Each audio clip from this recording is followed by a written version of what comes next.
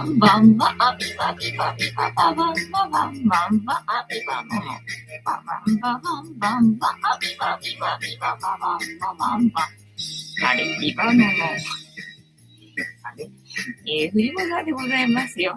本日もお付き合いよろしくお願いいたします。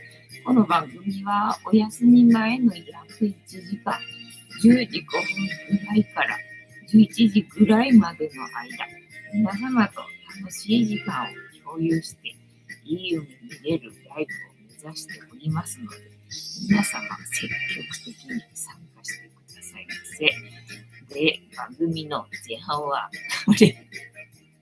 このように都に夕飯の残りのカリカリと鰹節を用意しておりますので、猫の姿がそこそこ楽しめると思いますので、猫目的で参加される方は、ぜひ番組の冒頭にスマホを握りしめ、パソコンの画面にかぶりつき、息も止めて、瞬きもせず、ご視聴いただくことをお勧めしておりますよ。そして、そのままくたばらないようにご注意くださいませ。ちゃんとチャンネル登録とグッドボタンを押して、スパッチャを投げてからくたばるようにしてくださいね。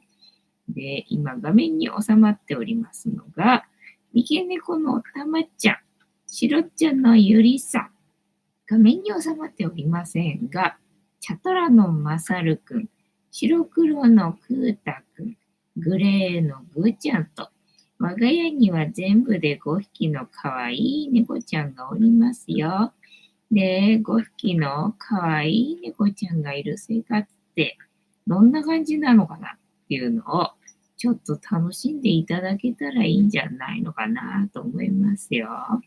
で、猫のことをもうちょっと詳しく知りたいよと思われる方は、概要欄のところに猫紹介してありますので、そちらを読んでいただけたらいいんじゃないのかなと思いますよ。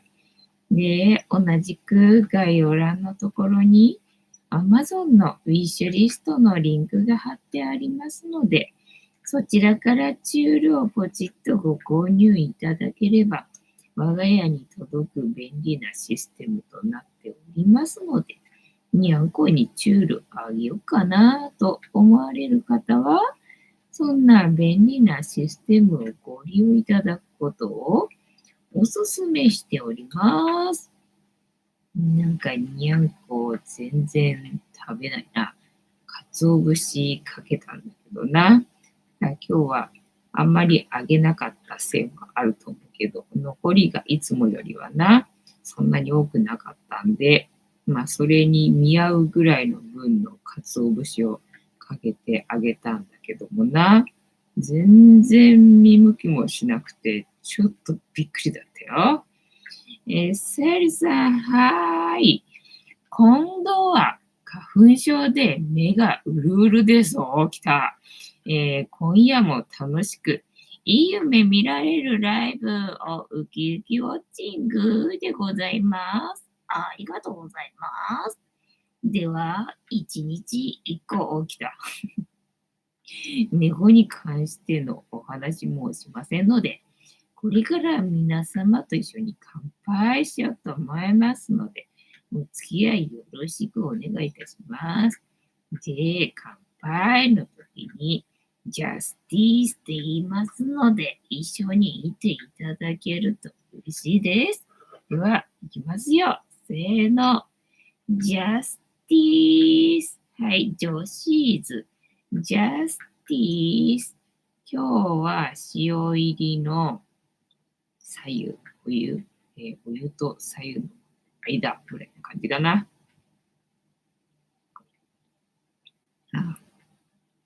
うん。ちょっと違うかな。いつも入れてた塩がとうとうなくなったのでね、新しい塩をあげて、これは初めての塩なのでね、ちょっと、飲み慣れてる味とはやや違う感じ。オーストラリアの塩なんだよね。今まではどこだったっけ？大島の塩だったっけな？だったんだけど、今日はオーストラリアの塩になってしまいましたので、オーストラリアの味がするよ。抹茶がカリカリを食べずに、こたつに戻りました。さゆりさん、猫ちゃんたちご飯食べてくれないのですか？そうなんだよ。どうもこれがね、僕はみたいだな。今日はぐーちゃんとゆりさんが吐きまくってな。せっかく食べたと思ったらもう吐いてみたいなことをね、散々やってたんで、なんか、もしかしたら全然食べてるようで、全くもって栄養にはなってないかもしれないみたいな。ピオさん、ジャスティス、ありがとうございます。なんだろう、これ、ペンギンかな。さゆりさん、ジャスティス、今夜はお塩を少し入れた。ホットおしるこドリンクでジャスティス、あ、そうね、塩入れると、またさらに甘さが引き出すかもしれないな。ピョンさん、給食当番も白衣じゃないの。あ、そっか、あれ白衣か。って考えるとそういうこと白衣って、なんかほら、医者とかさ、なんかそういう関係の仕事っていうふうにね、思ったんだけど、給食当番も白衣に入るのか。ないよ、ダメじゃね、食べないのかな。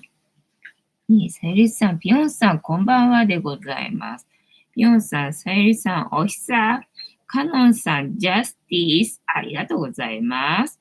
さゆりさん、ぴょんさん、ペンギンキャラ、かわいいですね。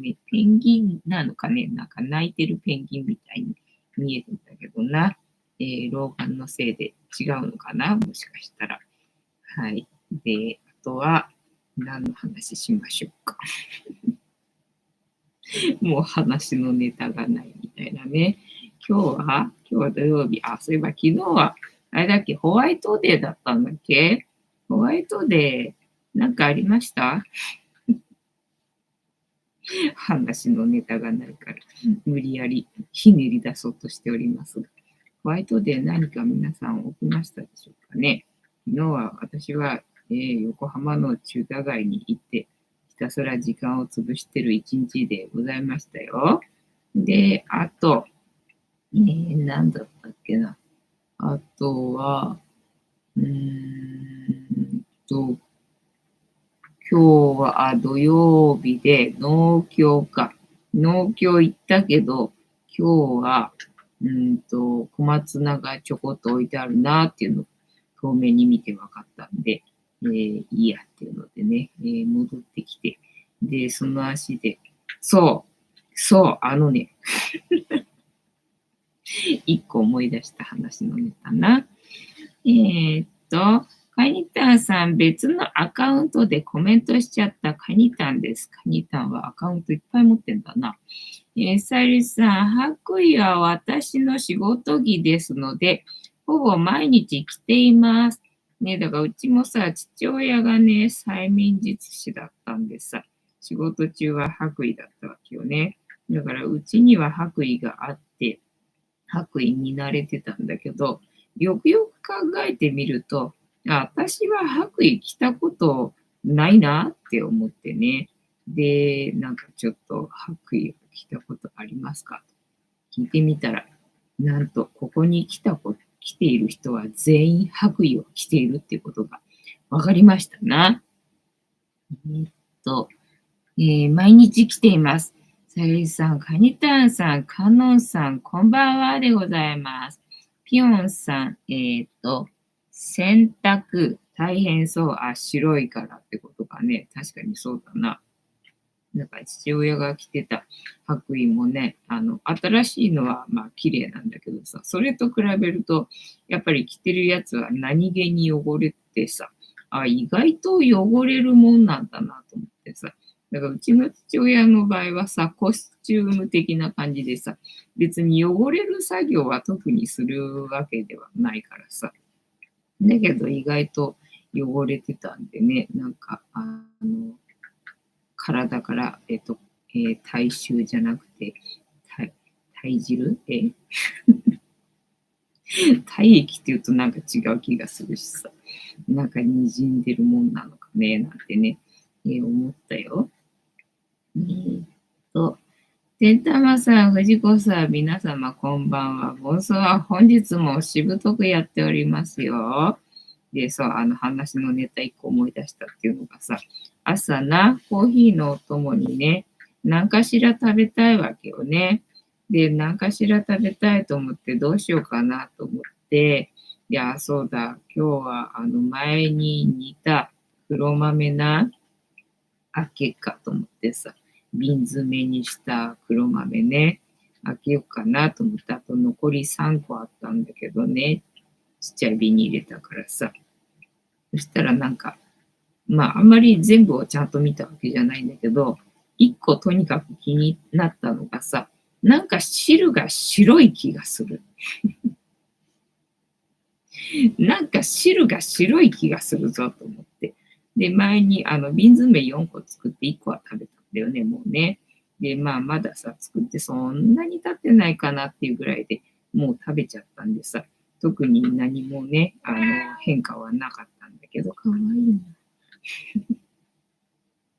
なんか今日はね、1個やたら汁が白い気がするけど、これなんだと思って気になったんで、で、まあ、蓋とか押しても全然ね、動かないから、ちゃんと脱気はできてる気がすんだけどなと思って、で、まあ、見た感じもカビたりとかはしてないんだけど、ただなんか汁が白い気がするのが気になると思ってね、いや、これちょっとあげようと思ってさ、なんか食べちゃった方のがいい気がしてきたと思ったんで、その白くなってる気がするやつをさ、開けたんだよね。そしたらやっぱりね、腐ってるわけではないんでさ、別に糸引いたりとか、なんかそういう怪しい感じはないんだけど、ただね、匂いが、天然酵母の匂いがするわけよね。えっと、と思ってね、匂いが、発酵しているぞ、これは、と思って、おーっと思ってな。で、まあ、発酵してるんだから、腐ってるわけではないんだから、まあ、食べても大丈夫だと思うけどね、と思って。で、食べてまずいんだったらあれだけどさ、特にまずいわけでもないんだよ。ただ、匂いだけが天然酵母。天然酵母の匂いがするぞと思って、まあ、とにかくこれは今日中に食べちゃった方がいいなと思って、で、まあ、コーヒーのお供に、豆の部分はね、朝食べちゃって、ただまあ汁も残ってるし、で、腐ってるわけじゃないからね、なんかもったいない気がする。これでパン作れば多分発酵するんだろうな、みたいな。そんな感じだったんだけど、ただもうね、パンの材料が今ないというか、今日はちょっとパン焼いてる余裕はなかったんで、とりあえず豆だけ食べて、で、その天然酵母は、ね、食べても大丈夫なのかと思ってさ、で、パン作る以外に、なんか利用用途ないかなと思って調べたんだよね。そしたら、そのまま飲んで大丈夫っていうことだったんで、お、飲むのかと思ってさ、飲むのかと思ってね、飲むのはな、特にな、今までも黒豆の汁な、もったいないなと思って、お湯で割って飲んでみたけど、特に美味しいもんでもなかったのでさ、で、さらに今回はさ、発酵までしちゃってるからさ、お酒飲めないんでね、なんかあんまり気が進まないなっていうので、で、なんか使用用途を見たら、ドレッシングにするとか、なんかあったんだよね。で、あ、確かにな、ドレッシングかと思って、そしたら、あ、じゃあ、キャベツ買ってきて、で、コールスローかなんかにしちゃえばいいかと思ってさ、で、キャベツを買いに行こうかなって一瞬思ったんだけど、ああと思ってね、なんか、中華サラダっていうんだっけを食べたい気がすると思ってね。だからキャベツじゃなくて、コールスローじゃなくて、うちに備蓄してある、白滝と、あと、この前買った乾燥わかめでね、それで中華サラダもどきを作ればいいんじゃないかと思って、で、作ってね、で、めでたく、無事、汁の部分は食したんだけれども、で、瓶の底に、なんかちょっとね、白っぽいものが、沈んでたんだよね。で、まあ、とりあえず瓶洗うからと思って、シンクに置いて、で、水を入れたんだけど、水を入れたらね、なんか泡立ってきて、泡立ってると思って。この泡を見ると、明らかになんかパン作ったら膨らみそうみたいな、そんな勢いだったんだよね。だからこの汁ももったいないなと思って。で、最近ね、家庭菜園でさ、菌を増やすとどうやらいいらしいっていうので。で、まあ、菌のね、増えていく順番っていうのかながあるみたいで、で、最初はその私が今一生懸命増やしたいなと思っている市場菌っていうのが出てきて、で、その後に、え放線菌だっけなんだっけ納豆菌いや、ヨーグルトえっと、なんかいろいろあるんだよね。納豆菌と、あと乳酸菌か。乳酸菌があって、で、最後に、酵母で発酵するみたいなんだよね。だからまあ最終段階で酵母が出てくるんで、だからこの酵母をなんか使えないかと。で、今一生懸命さ、バケツコンポストをね、人参前に食べたやつ、まだ分解されてないので、まだ分解されてないよと思ってさ、これなんとか分解してくれないかと思ってね、そこのバケツに今日はね、その汁を投入してみたい。今後、交互期待みたいなね、状態になっているよっていうのが、今日の私の話のネタでございました。と、洗濯大変そう。セリさん、ホワイトデー、研究室の教授からギリクッキーいただきました。お、よかったね。てんたまさん、こんばんは。でございます。てんたまさん、今夜は少し遅めの登場ですね。そうだね。てんたまさん、けんもちさん、今帰ってきました。そうなんだな。さゆりさん、てんたまさんも毎日忙しそうですね。藤子さん、ライブで楽しくくつろぎましょうね。はい、ぜひくつろいでください。今日はゆりたんがライブ中に膝の上に来て、粗相をしても慌てないように、もうおねしょシーツをね、セッティングしました。セッティングしましたよ。ぴょんさん、イースト菌の発酵とは違うの？多分同じじゃないのかな。テッタムさん、いえいえ、ケンモチさんほどでは。そうね、言われてみればあんまり考えたことなかったけど、イースト菌は何なんだろうな。天然酵母って多分まあ自分で作ったことないけど、まあ今日出来上がったやつが、正解であればな、水につけといて、フルーツ、果物を水につけといて、で、そのうち水が白っぽくなってきてな。で、それが、発酵してるよっていう状態で、で、それがどうやら天然酵母らしいんだよね。で、そういう状態のものが今日出来上がってたよっていう感じ。だから、イースト菌はまた菌が違うっていうことになるのかな。さゆりさん。野菜といえば、うちの近くで自家栽培した野菜を売っているところがあったのですが、昨年でやめてしまったようでさ、ね、肥料が高くなったりとかして、とてもじゃないけど採算が合わないよ、みたいなね、ところが増えてるだろうからな。あ、そういえばさ、なんか家庭菜園を禁止にするっていうのが、なんかダボス会議で持ち上がってるらしくって、まだなんか可決はされてないっぽいけど、なんか議題に出てきてるらしいんだよね。まあおそらくあっち側はやりたいだろうからね。なんかね、可能性としてはあるけどさ、さすがにもうさ、そこまで手出してきたら、一般家庭にまでさ、いちいち口出しね、ダボス会議でしてくるようになったらさ、もう本当この世は狂ってるなとさ、もう怒り心頭だよっていうね、感じでございますよ。やめてしまった。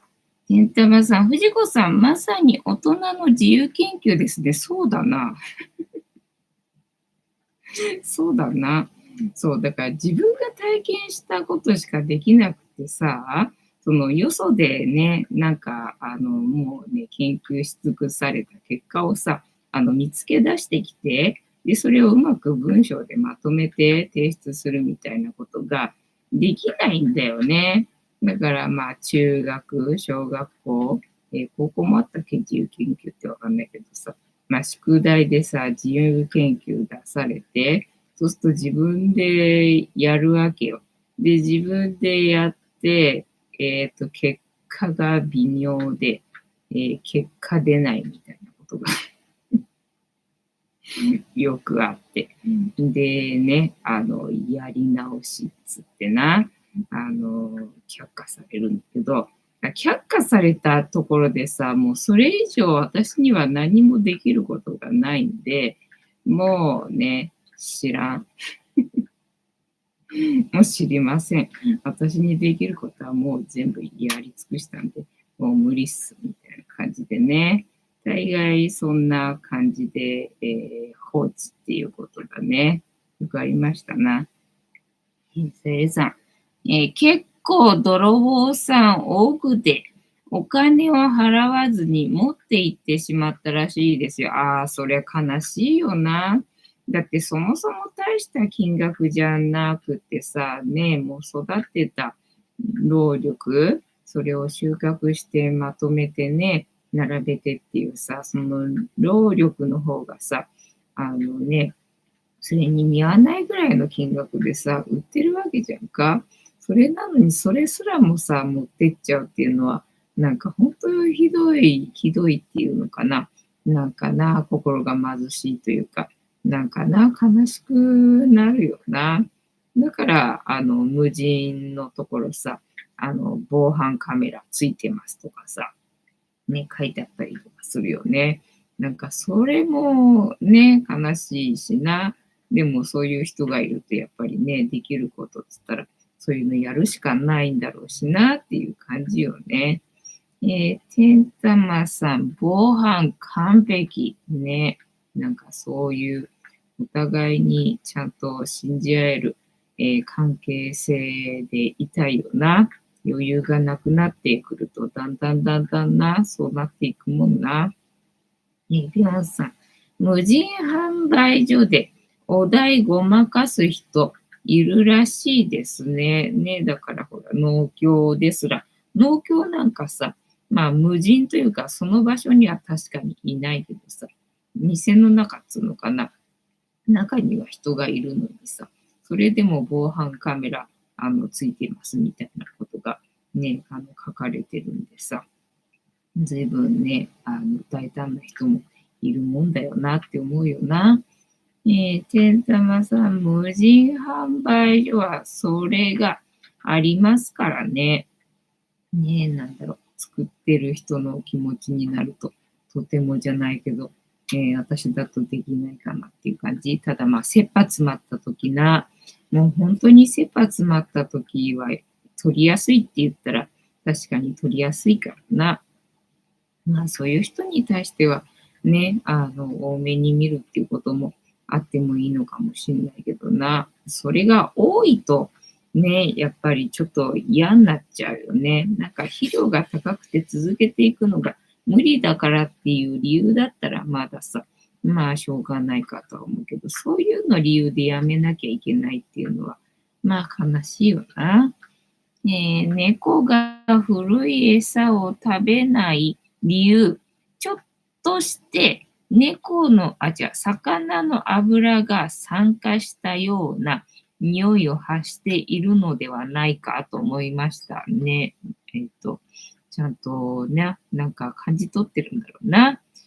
だとしたら空気に触れないように保存した方が良いだろうな。だから前はさ、うち5匹いるんでさ、出したら出しただけ全部きれいに食べたわけよね。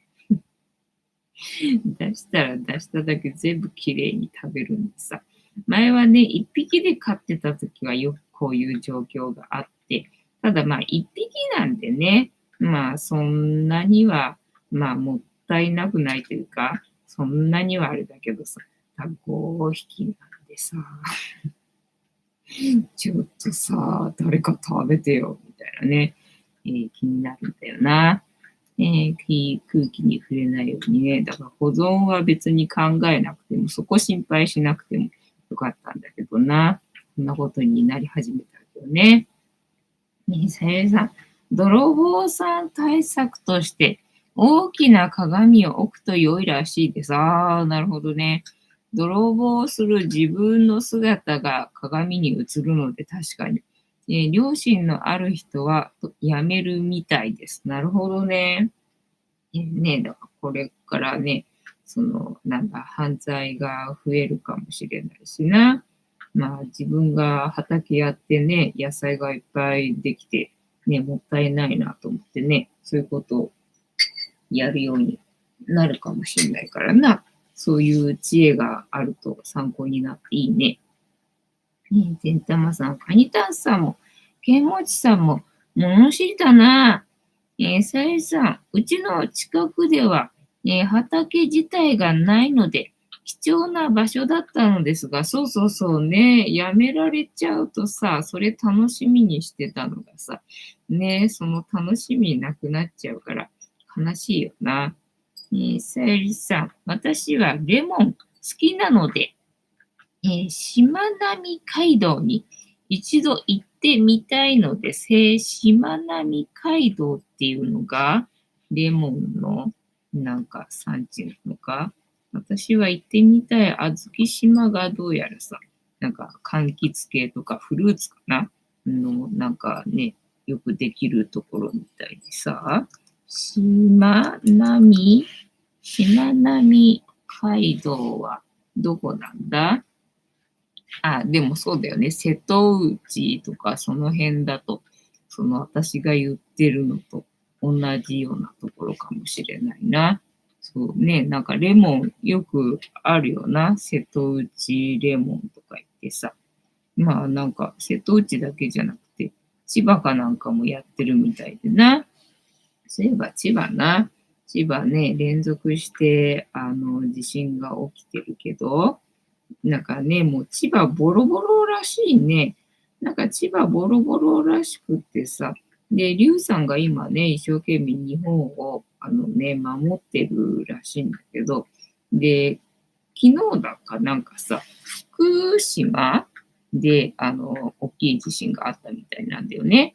で、それが、本当はなんか千葉で起きるはずの地震だったらしいんだけど、ただもうこれ以上大きい地震が起きちゃうと、千葉がね、ちょっとなくなっちゃう、耐えられないかもしれないっていうので、竜がちょっと散らしてるらしいんだよ、今地震をね。で、福島にどうやらね、散らしたのが昨日出たらしいよっていうね、情報でございました。と、しまなみ海道。ピョンさん、レモンは意外と家庭菜園で育つみたい。ああね、そうなんだよね。だから一応、なんかフルーツの種は取ってあるんだよね。で、植えようかなと思いつつさ、植える場所がなくて、植える場所がなくて、とりあえず種取ってあるんだけど、ただそう、レモンはどうもさ、育つっぽいなっていうのがさ、もう去年ぐらいになるか、天ぷらを食べに行った、天ぷらじゃない、串カツなんだろうな、カツだったかな。カツだった気がするな。それを食べに、ニコタマに行ったんだっけ。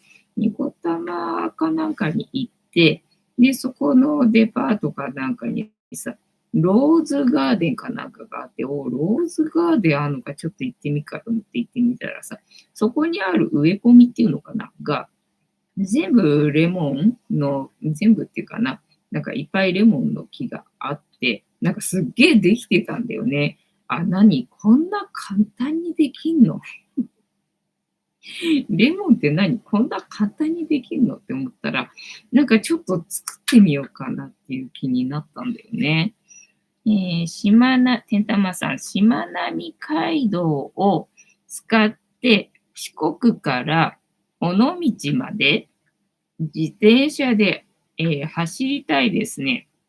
猫の細道行きたいんだけど、しまなみ海道から自転車で行けるのかい？なんかどうやらさ、猫の細道ってとても行きづらい場所らしくってさ、どうしたもんかねと思って何度か調べたんだけどさ、四国から自転車で行けんのかい？さゆりさん、あずき島って夢の島ですね。そう。そうなの。だから私は、ね、死ぬ前にあずき島に行ってから死にたいんですよ。てんたまさん、本当は香川県にある小豆島。小豆島なんですけど、藤子さんの中ではあずき島、そうなんですよ。ね、夢の島のあずき島ね、死ぬ前に行ってから死にたいんですよ。さゆりさん、てんたまさん、サイクリングも有名ですよね。あ、そうなのか。なるほど。さゆりさん、今日は私の近所の中学校で卒業式があったみたいです。あ、そっか、卒業式のシーズンか、今な。そうだ、そうで、私が通ってた高校かな。高校が女子校だったんだよね。で、女子校だったんで、3月3日が卒業式だったんだよね。だから多分他の学校よりも出席しなきゃいけない日数少なかった学校だったんじゃないかなって思うんだよね。まあ今はもう共学になっちゃって学校の名前も変わっちゃってね。だから全然違う学校になっちゃったみたいな、そんな感じだけどさ。その時ね、まだね、週休2日じゃなかったんで、世の中ね。世の中まださ、日曜日だけが休みで、月曜日から土曜日までね、学校だったり会社だったりがある時だったんだけど、なんかね、もう昔からその学校は土日休みだったんだよね。で、しかも3月に1回に卒業しちゃうからさ、学校行かなくていい日が多くてね、とてもいい学校だったんじゃないかなと思います。なんか卒業のシーズンな。なんか卒業のシーズンっていうとさ、なんだ、あれ、なんだっけ桜。桜がね、なんか咲いちゃってたりとかさ、あとはね、なんか桜が入学式まで持つかしらみたいなさ、なんかそんなヒヤヒヤした時期だった気がしたけどさ、まだ桜咲いてないよね。あ、でも昨日あれだ。中華街に行った時に、河津桜っていうのかな。ね、ちょっとピンクが濃い桜が咲いてたね。だから、ああ、そっか、桜咲いてるよって思ったけど、まあ、ソメイヨシノではないけどね、ああ、桜があって、そういえば昨日思ったな。そっか、卒業式の時期が立派だな。ねえ、で、たまさん、いつも予約でいっぱいですけど、姫路のあずきミュージアムにもぜひ一度行っていただきたい。撮影不可ですけど、あ、じゃあ行かねえ。あずきミュージアムには、行ってみたいかと今思ったけど、撮影不可行かねてんたまさん、尾道猫いっぱいいました。あ、いるんだね。ねえ、なんかほら、前はね、猫の細道とか言いながら、本物のリアルな猫はいないっていうの？なんか、その猫の、置物とか、なんかね、アート的な、場所になってて、本物の猫は実際にはいないっていう話だったんだよね。ただ、広島出身の人と知り合いになって、で、猫の細道行きたいんだけど、猫いないらしいねっていう風に言ったら、いやいやいや、猫いっぱいいるよっつって。そうなのと思ってさ、聞いてる話と違うな。猫いるんだったら、そりゃ行きたいなと思って、でね、猫の細道に行きたいなって思ってんだけども、なんかね、調べてみたらとても行きにくい場所らしいからさ、どうしたもんかなって思ってたんだよね。ねえ、さゆさん、あずきミュージアム、ぜひ行きたいですね。あずきミュージアムなんだ、岩下の新生姜みたいな、新生姜博物館だったっけ？そんな感じなのかな？そんな感じなのかな？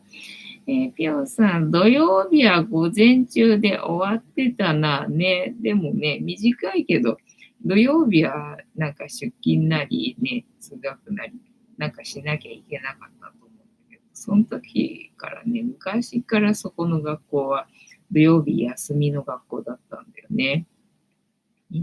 それでさ、私の大学は来週3月21日です。ゆりちゃんたちのお誕生日と同じ日ですね。そうそうそうね。気づいたらさ、もうね、来週誕生日なんだよね。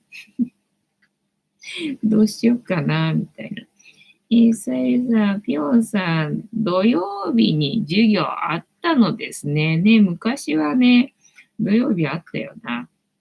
てったまさん、ぴよんさん、土曜日は半ドンで帰って、吉本新喜劇見ながらチャーハン食べるのが楽しかったです。あ、チャーハン、そうそう、土曜日チャーハンっていうイメージあるわ。へえ、そうなんだ。吉本新喜劇見れるんだね。あ、それはいいね。そう、土曜日はほら、給食がないんで、でね、帰り、友達の家に行って、で、友達の家に行くと、ご飯食べてくかって言われて、で、大概そのご飯食べてくかで出てくるご飯が、チャーハンっていう流れでした。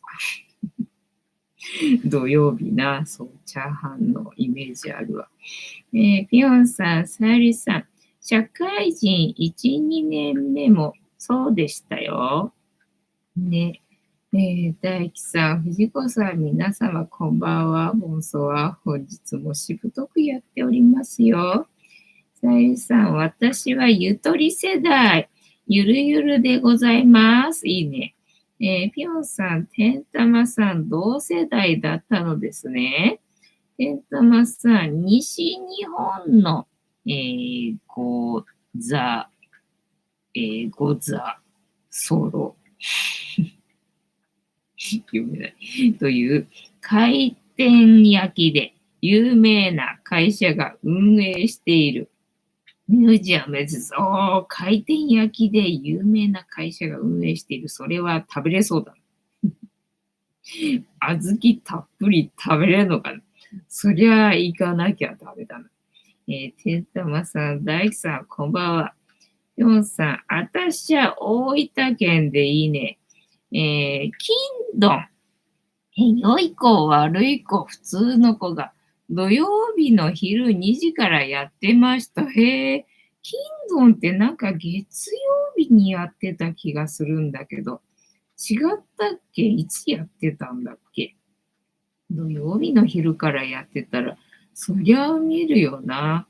土曜の昼にテレビなんか面白いのあったっていう、なんだ、記憶がないんだけどな。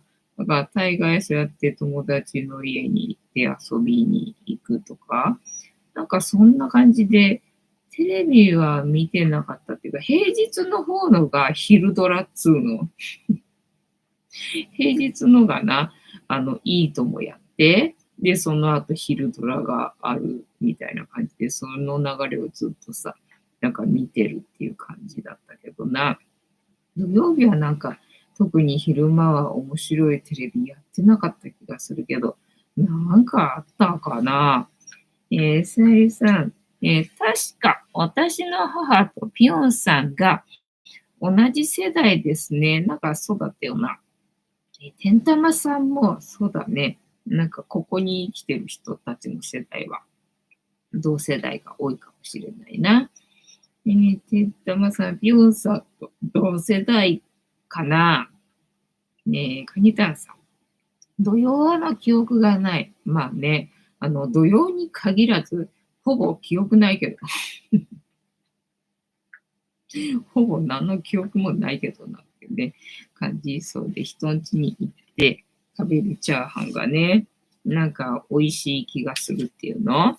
うちのチャーハンはさ、いつもね、ピーマンが入ってたわけよね。で、よそんちだとさ、まあ、ピーマンは入ってないっていうか、なんか、うちの母親が作るチャーハンは必ずピーマンが入ってて、ピーマンがさ、子供の時は好きじゃなかったから嫌だったんだけど、今となっては逆にピーマン入りのチャーハンが懐かしくって、なんか食べたくなるなっていう気はするんだけどね。ただ、ピーマンはあんな細かくわざわざ刻む気がしないので、結局自分では作らないし、で、外食にピーマンが入ってるチャーハンってあったかな。なんか記憶にないんだけど、おそらくないんじゃないかと思ってさ。ね、なので、母親が作るピーマン入りのチャーハンな。なんか母の味っていうんだっけ、になってるな、何気にな。さゆりさん、卒業式で君が代歌うの、拒否とか裁判になったりとかありますけど、そうそうそうね。私は君が代好きです。高校の時ギター片手に歌ったこともあります。君が代ギターか。かっこいいな。てんたまさん。人の家のチャーハンとか袋ラーメンとか、すごく美味しかった思い出ね。人んちの食べ物って美味しく感じる。美味しく感じるよな。で、ほら、土曜日だとね、お父さんが作ってくれたりとかね、するんで、うちは父親はまるで料理はしない人だからさ、人んちではね、よそんちではさ、お父さんが料理してくれるんだ、いいな、みたいな感じでね、なんかお父さんが料理するんだ、すげえ、みたいのでさ、なんか感動した気がするんだよね。てんたまさん、けいもちさんも楽器できるんですね。ね、アコギかなんかだったっけかね。ピヨンさん、さゆりさん、ギターで君が代は渋いですな。渋いよな。てんたまさん、みんなできるんだな。ね。ピヨンさん、私は吹奏楽で、君が代は大太鼓かな。見えない。を、ロールで、叩いてかな、吹いてかな、ました。ね、君が代論争あったよな。てか、論争以前にうちね、その時は、エホバの証人だったわけ、母親が。母親がエホバの証人だったのでね。で、私にもね、エホバの証人は、君が代を歌っちゃいけないんだよね。あと、校歌もだったかな。校歌とか、あと、君が代とか、国歌とか、歌っちゃいけないんだよね。だから、それで、うちの子には歌わせません、みたいな感じで。で、じゃあ、口パクで、お願いします、みたいな感じで。それでいた気がすんで。で、そもそも私、君が代って習ってなくってさ、ほぼ学校行ってなかったんだよね。で、ほぼ学校行ってない間にさ、習ったんだと思うんだよ、きっとみんなさ。それで知ってるんだと思うんだけど、で、卒業式とかの時にさ、突然君が代斉唱とか始まるじゃん。で、私、何君が代って知らないんだけどと思ってたらさ、みんな歌い出すわけよ。なんで知ってんの？なんでみんな君が代知ってんのみたいな感じで。そっちの驚きのがって感じだったんだよね。でさ、曲の終わりがさ、終わらないじゃんか。で、曲がさ、終わるんでさ、ん何何が起きたの？今何起きたみたいな。なんかそんな不思議な体験が、とにかくね、印象的でさ、君が代って、まあびっくりだったけど、まあその君が代がね、いいだ悪いだみたいなね、なんだ、思わせるようにね、持ってかれたのも GHQ のな、計らいでございますよ。日本人はみんなそれにね、やられてるわけです。さゆりさん。私の母がフォークソング好きで、子守歌代わりに聴いてました。高校時代はフォークソング部に、所属してましたね。そうなんだよね。だから、古い歌を知ってるんだっていうね、話だったけど、確かなんかお母さんが、未だにそれ車の中で聞いてるのって歌、確か聞いてたもんな。けんたまさん、フォークソングといえばピョンさんのイメージ。サイルさん、ピョンさん、大太鼓で、それはすごいです。太鼓のでっかいやつは、なんだ、憧れっていうかね、かっこいいなっていう感じあったよな。ピョンさん、てんたまさん、ありがとうございます。吉田拓郎弾き語りしてます。てんたまさん、先々月亡くなった、おバカな、がエホバの証人で、お葬式があれもダメ、これもダメで大変でした。そうそうそうね、そうなんで。エホバの証人ってあれもダメ、これもダメなんで。さゆりさん、そういえば、君が代、音楽の時間には習わなかったです。そうなんだ。じゃあ、習わないけど、みんな君が代って知ってんだ。どこで覚えるんだろう、それ。天様さん、ピヨンさん、吉田拓郎、いいですね。カニタンさん、皆さん音楽好きですね。私もフォーク部だったけど、ほぼ、軽音部だった。そっか、フォークと軽音は違うのか。てんたまさん、流れ星好きだな。カニタンさん、ストップありがとうございます。では、カニタンさんからストップの掛け声いただきましたね。今日はヒーターつけなくてもいいかなと思ったんだけどさ、猫寄せのためにさ、ヒーターつけたわけよね。マッチは映ってないけど、ここにいるけどさ、ぐーちゃんしか相変わらず、じゃあ相変わらずな、やっぱりヒーターにへばりついてんな。では、ストップの掛け声いただきましたので、ここから6枚置きまして、7枚目のカード、今の私たちに必要なメッセージいただこうと思います。じゃあ、いきますよ。せーの。1、2、3、4、5、6。で、7枚目のカード、本日はこちらでございます。せーの。じゃじゃん。なんだ、お金いっぱい。これ俺のだからな、誰にも渡さんからなっていうカードだね。4つ持ってるの4つ持ってらっしゃいますね。足で押さえて、これ俺のだもん。誰にもあげないもんっていうね。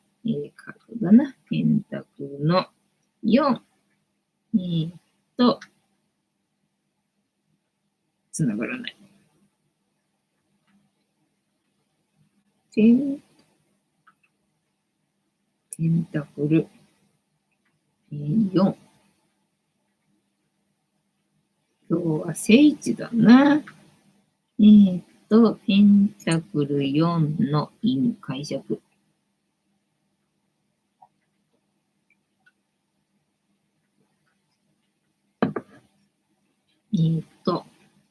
豪華な衣装をまとった地位の高い人が4枚の金貨を、体から離すまいとしっかりと抱え込んでます。その心は気を抜けば金貨が奪われるのではないかという不安や心配に満ちて警戒しているかのようです。逆位置じゃない、今日正位置だな。正位置、金銭的な執着、貯蓄、お金に心を奪われている姿ですが、このカードにはお金に限らず、物や、なんだよ、物や、どこ行った？人に執着するという意味があります。そのため、正位置では貯蓄やお金への執着を意味します。はい。正位置の意味。貯蓄、金銭欲、執着、所有欲、現状への固執。ペンタクル4はお金や物に対して強く執着する気持ちを意味するカード。現状の豊かさを手放さないように怖がっているとも解釈できます。正位置におけるお金への執着は、貯蓄などお金を貯めることや節約として態度に出ますが、そのお金が、投資や仕事に使われることはありません。この男性がお金を守るために、その場にとどまり、身動きができなくなっていることから、そんなお金を失う心配や不安で身動きが取れなくなるとも解釈できます。彼の後ろには、お金の循環によって築かれた賑やかな街並みが見えますが、彼はそれに背を向けて見ようとはしてません。このカードはお金や財政状況にばかり目を向け、動けなくなったり、視野が狭くなること、自分の世界に閉じこもることを意味するのです。はい。仕事、恋愛、まとめ。はい。まとめどこだ？まとめ、大切なものを守ろうとして動けなくなるカードとも言える意味を持っています。大切なものとはお金はもちろんですが、仕事では自分のプライドや立場とも言えるでしょうし、恋愛では恋人や理想とも言えるでしょう。このカードはそんな手にしていたいものへの執着が前面に出てくるカード。その結果、執着するあまり、それにとらわれて、孤立してしまい、先に進めなくなってしまう。そんな意味を持ったカードだと解釈してください。ですから、相談者が何にとらわれているのか、それを指し示す役割があるのです。なるほどね。というわけで、本日のロットカードの意味調べるの会は、何かにとらわれて身動き取れなくなってないですかと。お金は道具であってね、身を縛るものではございませんよっていうメッセージだったんでしょうかね。はい、お金を使ってくださいっていうことでしょうかね。はい。楽しんでいただけてたら幸いでございます。どこだっけ？ナイスです。カインターさん、どうも。大工さん、カインターさん、ナイスストップです。さゆりさん、暖かくなるとぐーちゃんのチリチリタイムも終了ですね。だから今日なんかは全然ヒーターつけなくても良さそうな感じだけど、やっぱり張り付いてんな。ね、そろそろな。さすがにもうつけらんないぐらい、限界になるぐらい暖かくなると終了だからそろそろだよね。てんたまさん、頭に乗ってるお金は、後ろからすぐ、パクられそう。男性がケツポケットに入れてる財布みたいなな。カニタンさん、大輝さん、ありがとうございます。ピョンさん、僕の欲しかったものは何ですか？チャムリーさん、エホバは輸血拒否って本当ですよ。テンタマさん、ピヨンさんのお歌が始まったとよ。サイリさん、チャムリーさん、こんばんはでございます。テンタマさん、チャムリーさん、お久しぶりです。ハニタンさん、ピヨンさん、歌はアップしないのですか？テンタマさん、輸血拒否のクリスマス拒否の正月拒否の運動会拒否の、あったかもしれない。修学旅行拒否の修学旅行どうだったっけな。修学旅行覚えてないけど、確かに運動会は騎馬戦が、ダメだった気がしたな。ね、フィオンさん。カニタンさん、博多のライブバーでこっそり歌っとります。さゆりさん、カニタンさんの歌動画も見たいですね。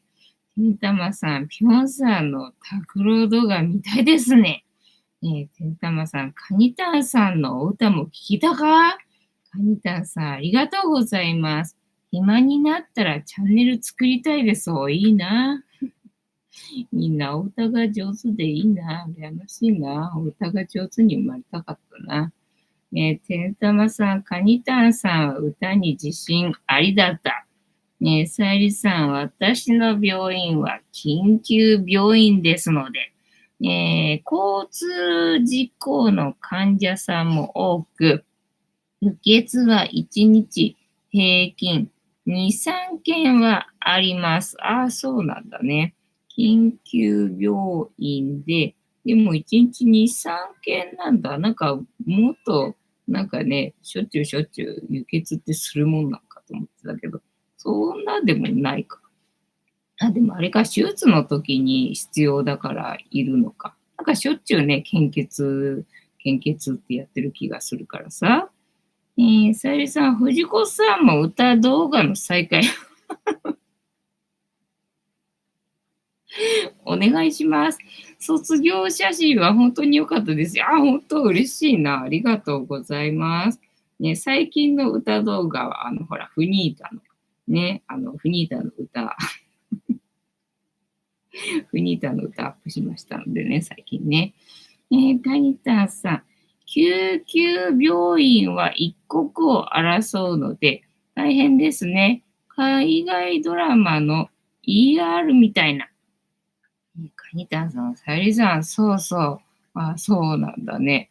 1日平均2、3件っていう感じなんだな。ね、だから大型は誰にでもあげられるけど、誰からももらえないっていうな。血液型でございます。ぐーちゃんな。開きになってるよ。というわけで。本日も大変なではございますが、いいお時間になってまいりましたので、そろそろお開きにさせていただきまして、今日はさすがにだいぶ食べたな。謎の一粒残したけど、両方のお皿に一粒ずつ残ったけどな。チャンネル登録がまだの方はチャンネル登録とグッドボタンを押して、スパッチャを投げといていただけると、私が笑顔になりますので、よろしくお願いいたします。じゃああれだ、オフ会でな、オフ会で、皆さんでバンド組んで、やってください。で、無理でなければ、お友達へのシェアもよろしくお願いいたします。猫の姿が物足りなかったよって方は、このチャンネルには猫の動画がいっぱいありますので、こちらを全部見といていただけたらいいんじゃないのかなと思いますよ。